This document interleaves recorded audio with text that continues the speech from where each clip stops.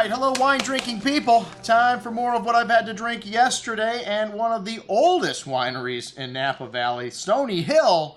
Those guys were in to see us. This is a small winery. They've been around since 1952. They bought the property. It's been family owned since 1943. Started planting it. They got 40 planted acres up there now in Spring Mountain, and they haven't changed their production style since. Mike Cellini rather, has been there since the 70s, and he claims to be the longest tenured winemaker in Napa Valley. I thought it was Tom Mackey at Freemark Abbey, but I could be wrong. Anyways, very lean, non-malolactic, neutral oak.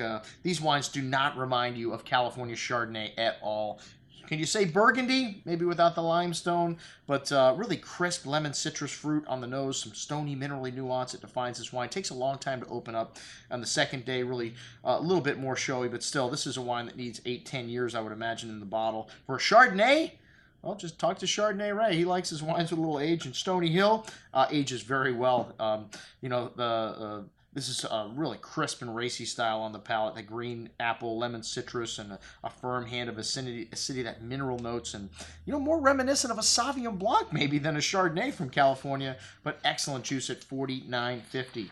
All right, the Stony Hill Riesling up next, and they just make a few hundred cases of this. Crisp green apple, white peach, lime citrus, kind of stone-like minerality coming through. Bit of sweetness here on the palate, but finishes dry. This wine also, a lot of acidity here. For the acid heads, you're going to love these Stony Hill wines. Excellent juice at $37.50. And then the Cabernet, they just planted these vines up there in 2004. They didn't hear Napa Valley? Cabernet, very popular there.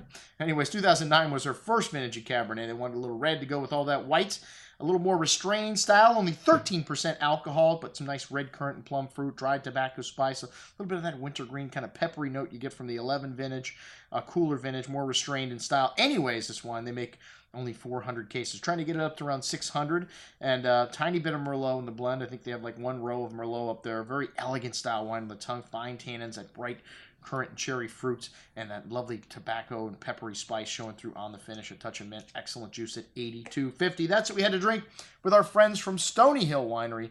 I'm your host, Andrew Lampasoni, signing off for the Wine Watch, saying remember, always drink the good stuff first.